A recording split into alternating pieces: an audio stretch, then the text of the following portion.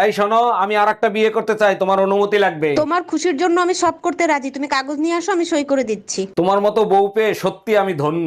আচ্ছা শোনো, second hand পিস্তল কি 8-10 হাজার টাকায় পাওয়া যাবে?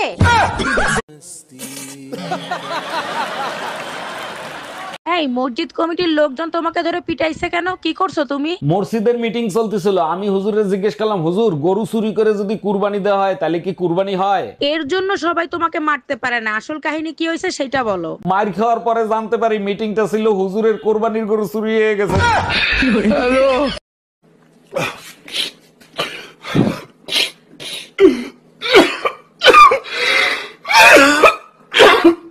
এই শোনো, আমি আরেকটা বিয়ে করতে চাই, তোমার অনুমতি লাগবে। তোমার খুশির জন্য আমি সব করতে রাজি, তুমি কাগজ নিয়ে আসো, আমি সই করে দিচ্ছি। তোমার মতো বউ পেয়ে সত্যি আমি ধন্য। আচ্ছা শোনো, সেকেন্ড হ্যান্ড পিস্তল কি 8-10 হাজার টাকায় পাওয়া যাবে?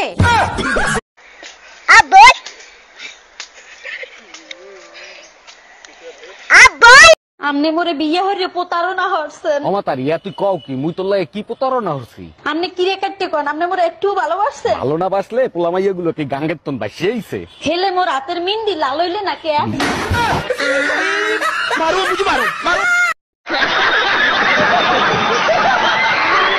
দুলা ভাই, আজকে অনেক শীত পড়ছে, কি করি বলেন তো? তুমি এক কাজ করো, তোমার বোনের পাশে গিয়ে এসো, শীত কম লাগবে। ভয় লাগে যদি রাতে আপনি কিছু করেন। ভয়ের কি আছে, মাঝখানে তো তোমার বোন থাকবে। আপনি আমার বোনকে চেনেন না, একবার ঘুমাইলে বোম মারলেও ওঠে না। তুমি কি ভয় পাচ্ছ না আমারে আইডিয়া দিচ্ছ?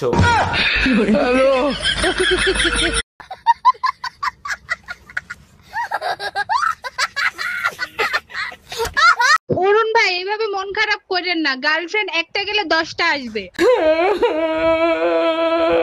আরে অরুণ ভাই, এইভাবে কান্না করতেছেন কেন? পুরুষ মানুষ কি কখনো কান্না করে? কান্না করলে নাকি মন হালকা হয়, তার জন্য পেঁয়াজ কাটতেছি আর কান্না করতেছি।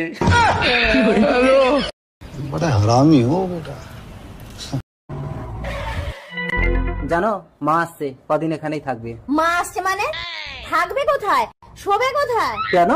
মা খাটে শোবে, আমরা কদিন বারান্দায় শোবো। পারবো না, তোমার মাকে বলবে বারান্দায় শুতে। ও আরে আমার মা না, তোমার মা আসছে। আমার মা আসছে? আগে বলবে তো।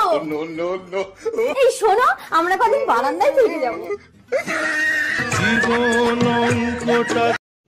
तो रुको जरा, सबर करो, बोला धक्का बुक्की नहीं करने का, आराम से लेने का। हाँ একটা বলদা সুদা জামাইয়ের সাথে বিয়ে দিয়েছে, মা ইজ্জত সব ভুলোর সাথে মিশে গেল। আরে ভাবি কি হয়েছে? ভাইরে বকাঝকি করতেছেন কেন? কি করছে ভাই? অরুণ ভাই আর বলেন না, আপনার ভাইরে নিয়ে বিয়েতে গেছিলাম, আপনার ভাইরের দায়িত্ব দিয়েছে বাইরের লোক জানি খাবার খাইতে না পারে। এটা তো খুব ভালো দায়িত্ব পাইছে, কোনো ঝামেলা করছে নাকি? দামরা হালার পোহালায় জামাইরে জিজ্ঞেস করে আপনি কোন পক্ষ থেকে আইছেন।